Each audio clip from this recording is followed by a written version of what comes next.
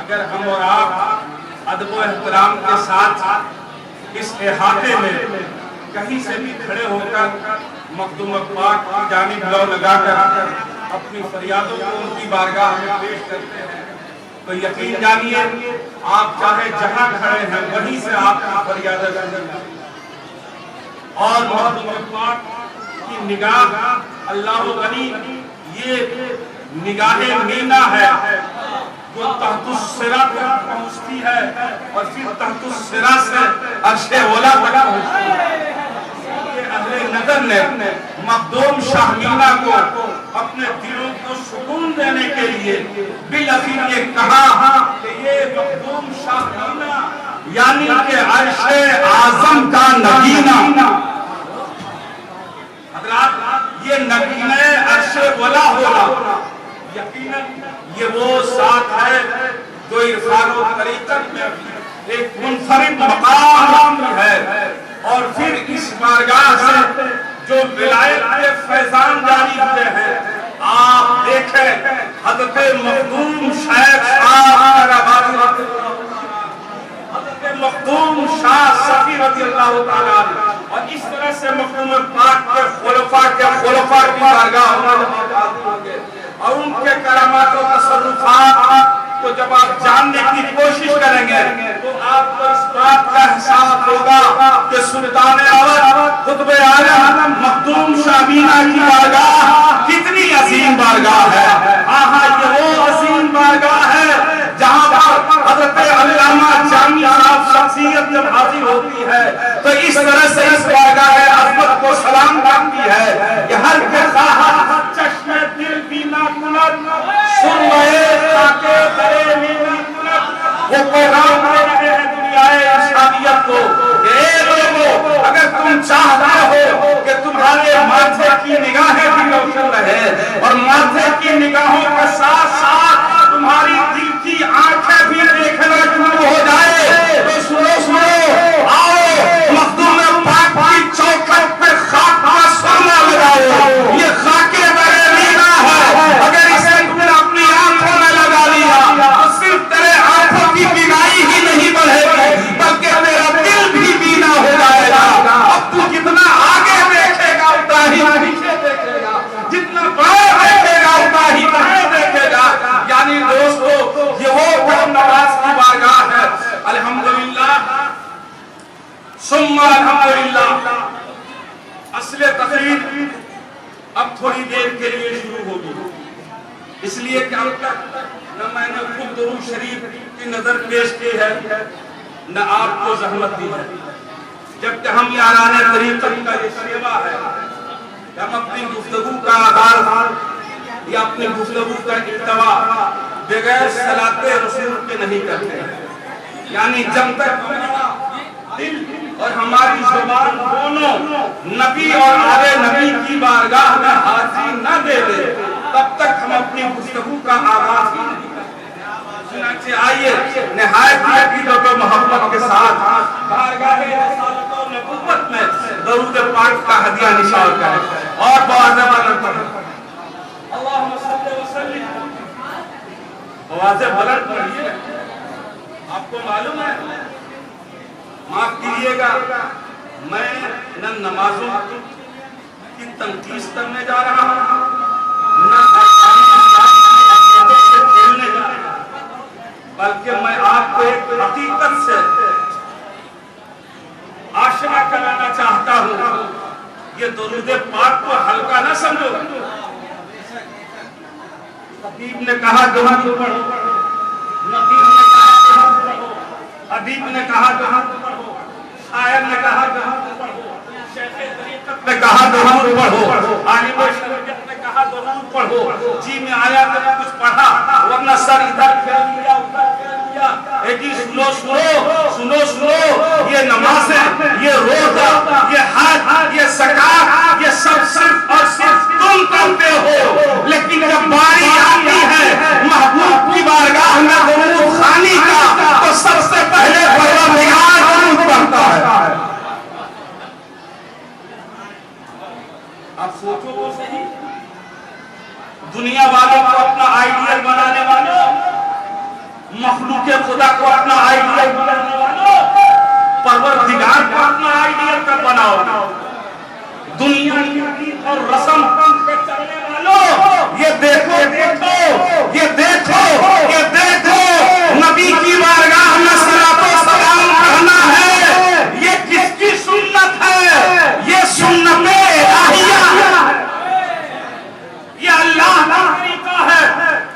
اس لیے خاصان خدا کا اس بات پر اتفاق ہے کہ آپ کی ہماری کوئی اور نماز قبول ہو یا نہ ہو، کوئی اور نماز قبول ہو یا نہ ہو، اور عبادتیں قبول ہو یا نہ ہو، لیکن درود پاک نبی کی بارگاہ میں صلاۃ و سلام کی نبی، یہ ایک ایسا عمل ہے کہ بندہ کرے تو عبادت ہے، خدا کرے تو محبت ہے، اور اس کی قبولیت میں کوئی تردد نہیں، یہ ہر حال میں قبول ہوتا ہے، ہر حال میں قبول ہوتا ہے۔ کیوں؟ بھائی نمازیں آپ نے پڑھی، قبول ہوئی کہ نہیں ہوئی کوئی خبر نہیں، لیکن یہ مینائی دعویٰ کر رہا ہے کہ جب درود پڑھو گے تو قبول ہوگا، نبی کو سلام بھیجو گے تو قبول ہوگا، یہ تمہارا دعویٰ کیوں ہے؟ اس کی دلیل کیا ہے؟ تو سنو، جب ہم نماز پڑھتے ہیں تو میں کے تصور سے پڑھتے ہیں، نویت ان اصلی، میں نے نیت کی نماز کی، کیا کہا؟ میں نے نیت کی نماز کی، یوں ہی جب روزہ رکھا تو کہا میں نے نیت کیا روزہ کا۔ بولو بھائی، کوئی بھی عمل ہم شروع کر رہے ہیں وہ حد ہو، صلاۃ و قربانی ہو، میں یہ میں کا تکرار یہ اتنا ڈینجر ہے کہ ہم تو اب پڑھنے جا رہے ہیں 600 برس کا پڑھا ہوا برباد ہو گیا۔ لفظ میں، یہ میں کا تصور، میں پڑھ رہا ہوں، میں روزہ رکھ رہا ہوں، اب اس میں خامہ تلاشی جامع تلاشی کرو، یہ میں مخلص ہے، اللہ کی عبادت کا کتنا سچا ہے، اگر مخلص ہے تو یقیناً اس کی عبادت قبول کی جائے گی، اور اگر ذرا سا بھی کمی بیشی ہوئی تو 600 کروڑ برس سجدہ کرنے والا تباہ و برباد ہو گیا۔ ہم نے تو 50 60 70 80 90 100 کی عمر ہی پائی ہے، اس میں بھی 20 کی ایک دور میں گزارا ہے، 20 کو ارادے میں گزار دیا، جب کمر دکھنے لگی، پیر صحیح ڈھنگ سے پڑھنا شروع، یعنی پیروں میں جب تکلیف آ گئی تو پھر سوچتے ہیں چلو اب نماز پڑھ لیا جائے، مسجدوں میں چلا جائے۔ لیکن سنو، درود سلام اس لیے ہر حال میں ہوتا ہے کہ جب بندہ درود پڑھتا ہے تو میں کے تصور سے نہیں بلکہ وہ اللہ سے التجا کرتا ہے، اللہم صلی علی، یعنی اے اللہ تو اپنے محبوب پر رحمت۔ اب بھلا بندہ اللہ سے گزارش کرے وہ بھی اس کے محبوب کے لیے، تو اسے اللہ تعالیٰ کا نہیں قبول فرمائے۔ تو اس لیے دوستو، جب درود کی آپ سے گزارش کی جائے تو خدارا اس میں غفلت نہ کیا کرو۔ اب آؤ تھوڑا سے بلند پڑھو درود پاک، اللہم صلی علی سیدنا و شفیعنا و مولانا چار مصرے میں درود پاک اپنے اس گزشتہ مضمون کے حوالے سے سنا دوں تاکہ بات اور پاک مل۔ کرم جب آئے نبی کا شریک ہوتا ہے، علامہ ڈاکٹر ذاکر حکیم نائی صاحب، کرم جب آئے نبی کا شریک ہوتا ہے تو بگڑ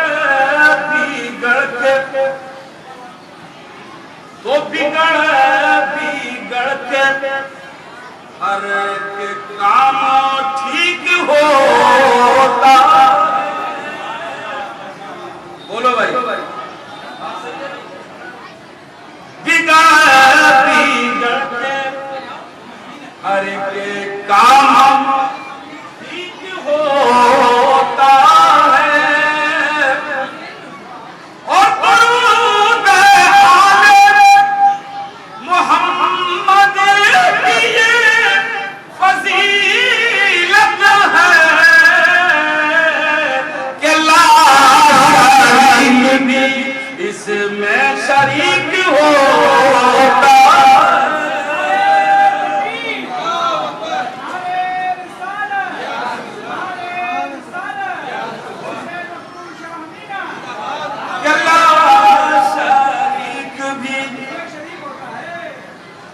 سے اندازہ کرو درود پڑھنا کتنی اچھی بات ہے۔ اب میں دیکھیے ہمارے قاری صاحب، قاری عبد المنان صاحب جو اس خانقاہ کے سرکاری کرمچاری ہیں، نعت خوانی سے لے کر گلخوانی تک، گلخوانی سے لے کر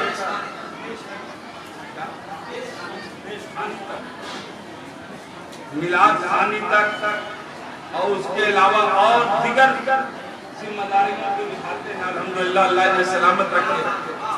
اور ان کے پیچھے ایک زبردست سپورٹ کے طور پر ڈاکٹر ذاکر حسین مینائی صاحب بھی اپنی پوری حمایت دیتے ہیں اور حضور صاحب عارف میاں صاحب قبلہ کے حوالے سے اس کو دوبارہ پڑھنا ملاحظہ کی۔ کرم جب آلے نبی کا شریک ہوتا ہے تو بگڑ کے ہر ایک کام ٹھیک ہوتا ہے تو بگڑ کے ہر ایک کام ٹھیک ہوتا ہے اور درود آل پیغمبر کی یہ فضیلت ہے کہ لا شریک ہوتا ہے۔ اور میں وہی جا رہا ہوں جہاں پر میں نے کل شروع کرنا چاہا تھا، جب تک اذان ہو گئی تھی۔ ملاحظہ کیجیے اصل گفتگو کی طرف آپ حضرات کی سماعتوں کے حوالے سے میں یہ 4 مصرے سلامی کی عرض کرتا ہوں۔ نور ذات نبی کو دیکھا ہے، نور ذات نبی کو دیکھا ہے اور ہم شبیہ علی کو دیکھا ہے اور ہم شبیہ علی کو دیکھا ہے۔ مینا کی بارگاہ میں آنے والے کیوں آتے ہیں؟ اب پھر جو یہاں آ جاتے ہیں پھر کہیں نہیں جاتے۔ نظر کر سکتے کہ ہم شبیہ علی کو دیکھا ہے اور اس کی آنکھوں کو کون بھائے گا کہ اس کی آنکھوں کو کون بھائے گا جس نے مینا بلی کو جس نے مینا بلی کو دیکھا ہے. ابھی جب بھنڈان صاحب پڑھ رہے تھے تو عارف میاں حضور کہہ رہے تھے اس افسانے پر حاضر ہوئیے تو ہر لمحہ ایک الگ الگ رنگ نظر آتا. اس قدر جاذبیت. تو یہ صرف ظاہری لائٹ کی وجہ سے نہیں ہے بلکہ اصل وجہ اس کی یہ ہے کہ یہ جن کے حضور ہم حاضر ہیں انہیں دنیا آفتاب عشق کہتی ہے.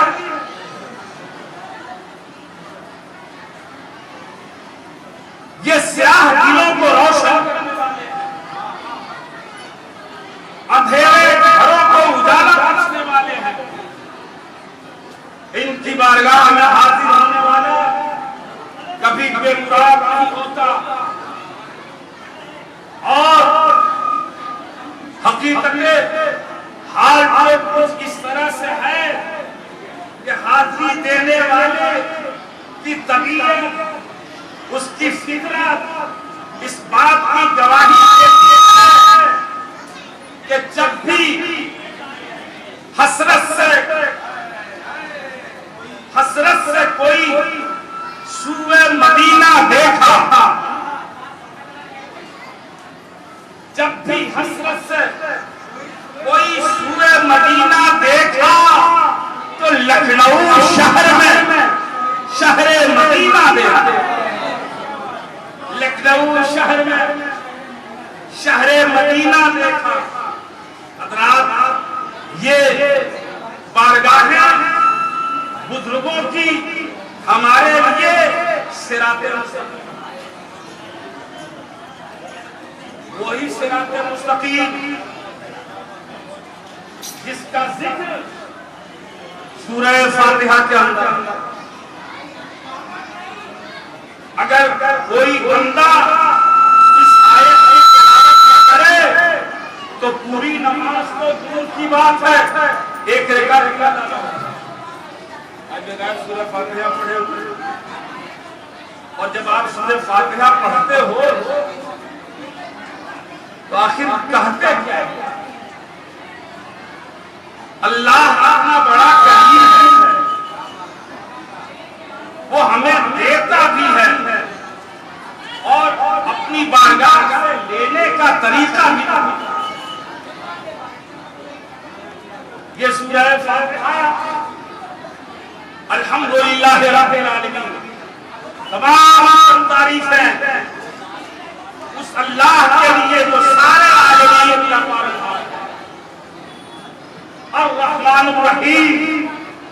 اس کے بعد اللہ صفت خاصہ جو اتنا رحیم اتنا کریم کہ دنیا میں ایک ماں سے زیادہ کوئی بھی دوسرا کسی سے پیار نہیں کرتا. دنیا میں سب سے زیادہ کوئی پیار کرتا ہے تو ہر بندے کی ماں کرتی ہے. لیکن قربان جاؤ اس رب العالمین کی رحمانیت پر, اس کی رحیمی اور کریمی پر کہ اس نے ہمیں پیدا کیا اور اپنے محبوب کے ذریعے اپنی رحمت کا ذکر اس طرح سے کیا کہ اللہ اپنے بندوں سے ماں کی ممتا سے 70 گنا زیادہ محبت کرتا ہے. ایسا رحمت. اب اس کے بعد اللہ تعالیٰ فرماتا ہے میری ملکیت کا ذکر کرو. مالک یوم الدین, یعنی اے اللہ ملکیت کبریٰ تیری ذات کو دیتا ہے. پھر اس کے بعد اللہ فرماتا ہے اب کہو ایاک نعبد, میرے معبود ہم تجھی کو پوچھتے بھی ہیں اور تجھی کو پرستش کے لائق سمجھتے بھی ہیں. تو ہی میرا معبود ہے, ہر آن ہم تیرے عابد ہیں. تو ہی ہمارا مسجود ہے, ہم ہر لمحہ تیرے ساجد ہیں.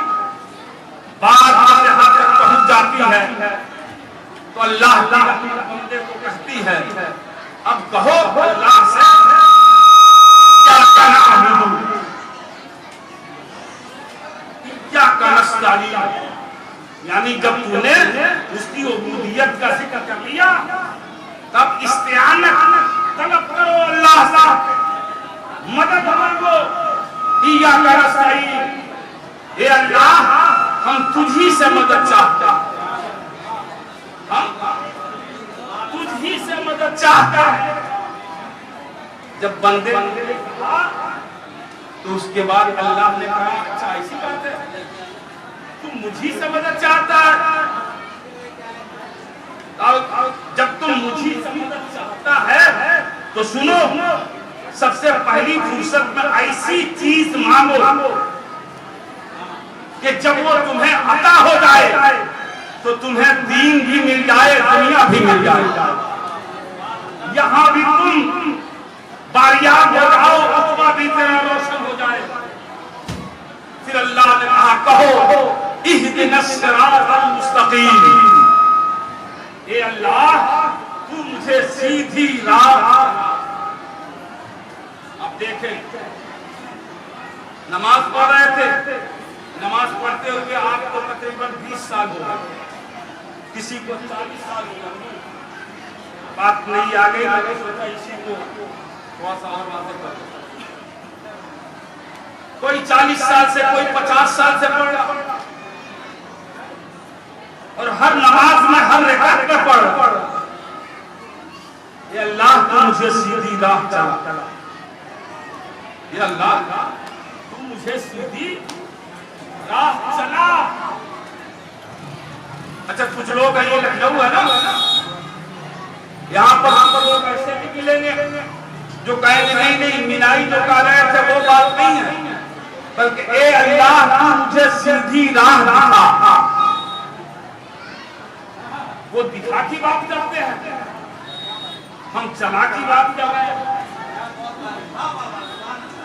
وہ بھی صحیح کہتے ہیں اور ہم بھی صحیح کہتے ہیں، ان کا بھی ترجمہ صحیح، میرا بھی ترجمہ صحیح۔ عجیب بات ہے، آیت ایک ترجمے دو اور دونوں صحیح کیسے ہو سکتے ہیں؟ میں نے کہا ان کا ترجمہ ان کے لیے، ان کا ترجمہ ان کے لیے، میرا ترجمہ ہم مینائیوں کا، ہم چشتیوں کا، ہم قادریوں کا، ہم سہروردیوں کا، ہم نقشبندیوں کا ترجمہ ہمارے لیے۔ بھائی ظاہر سی بات ہے، چلنے کی بات کون کرتا ہے؟ چلنے کی بات وہ کرتا ہے جو راستہ دیکھا ہوتا ہے، جو راستہ دیکھا ہوتا ہے، اور جو راستہ دیکھا ہی نہ ہو وہ چلنے کی بات کیا کرے گا؟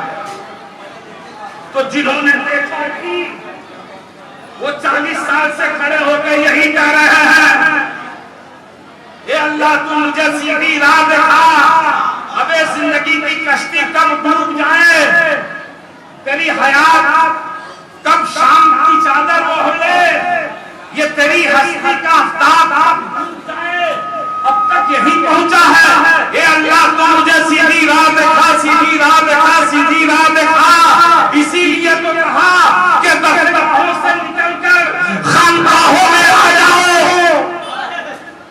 ان اللہ والوں کی چوکھٹ پر آ جاؤ، یہاں کتابیں نہیں پڑھائی جاتی ہیں، محبت سے بندہ جھک جائے تو اسے خدا دکھا جاتا ہے، مصطفیٰ دکھا دیا جاتا ہے۔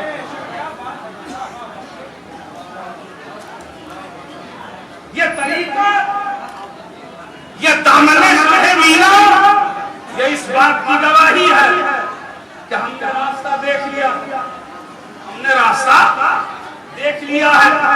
اچھا یہ تفسیر کی رائے نہیں ہے، بلکہ یہ جو میں نے عرض کیا اس کی سند آپ کو فوراً دوسری آیت میں مل رہی ہے، اسی سورہ فاتحہ پہ، صراط الذین انعمت علیہم، یعنی سیدھی راہ ان کا راستہ ہے۔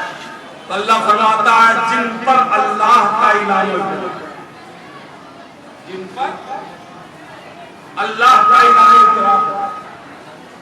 دوستو آپ نے علماء سے سنا ہوگا اور بار بار کیا انعام یافتہ لوگ الذین انعم اللہ علیہم من النبیین والصدیقین والشہداء والصالحین، یعنی یہ اللہ والے صالحین کی جماعت انعام یافتہ ہے. پتہ کیا چلا؟ جب یہ انعام یافتہ ہے تو یہی صراط مستقیم ہوئے. ان کے نقشے پہ چلنا صراط مستقیم. اور پھر جو ولیوں کا امام ہے جسے ہم مصدر ولایت کعبہ عرفان اولیاء قوت بازو خیبر شکن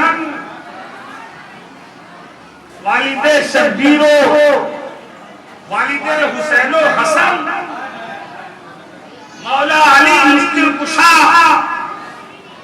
علی بن مرتضی علیہ السلام سب سے اول ولی مولا علی. بول دیجئے سب سے اول ولی مولا علی. ولیوں کے امام مولا علی. ولایت ان سے ہے, طریقت ان سے ہے. اور یقین جانو وہ کوئی بھی درسگاہ ہو یا کوئی بھی خانقاہ ہو, اگر علی سے ذرا سا بھی قربت رکھے گا تو وہ سب کچھ تو ہو سکتا ہے پر ولی نہیں ہو سکتا. ولی نہیں ہو سکتا. اور جب بات آئی ان کی تو نبی نے فرمایا علی صراط مستقیم ہے. علی صراط مستقیم ہے. یہ نبی فرما رہے ہیں علی صراط مستقیم ہے. پتہ کیا چلا؟ علی صراط مستقیم ہے. گویا ان سے پانے والا ولی جو ولایت ان سے پا رہا ہے ہر ولی صراط مستقیم. ہم جب مخدوم شاہ میاں کی چوکھٹ پر آئے ہیں تو سمجھ جاؤ کہ ہم صراط مستقیم پر آئے ہیں. اور جب یہاں سے لوٹیں گے تو صراط مستقیم سے لوٹیں گے. لہذا جب کوئی پوچھے کہاں سے آ رہے ہو تو یہ بھی کہنا کہ شاہ میاں کہاں گئے تھے اور یہ بھی کہنا کہ صراط مستقیم پر گئے تھے. بس ان باتوں کے ساتھ آپ کی گفتگو کو ختم کرتا ہوں.